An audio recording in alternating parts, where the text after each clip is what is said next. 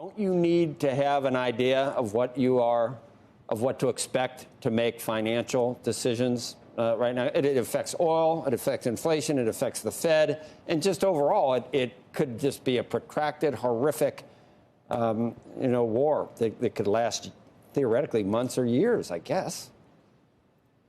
Yeah, Joe, I think this is pretty different. This is pretty out there, and it's largely because, Tom Friedman and others have told us that countries that have McDonald's don't go to war with one another, and I think a lot of this, frankly, this nonsense is being the lie is being put to this view of the world. I think globalization, I don't want to say it's over, but it's irreparably changed, at least for my lifetime. I think globalization was a major impetus for lower inflation, disinflation, and I'm not quite sure we're going to go back to where we were before. So I think it's very different. I think, of course, we don't know. As they say, there's two types of economists, those that don't know and those that don't know they don't know. I know I don't know.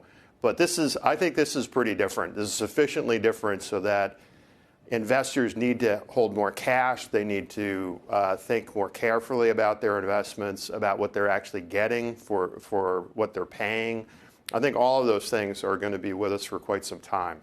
And if you've got bears like Jeremy Grantham saying this is the super bubble of all bubbles, that with credit, this being a global phenomenon, too much of it, and he was saying that before this. So what throw in a war on top of what's already a super bubble, and that just gets, or could be, in his view, and that conjures up some scary scenarios.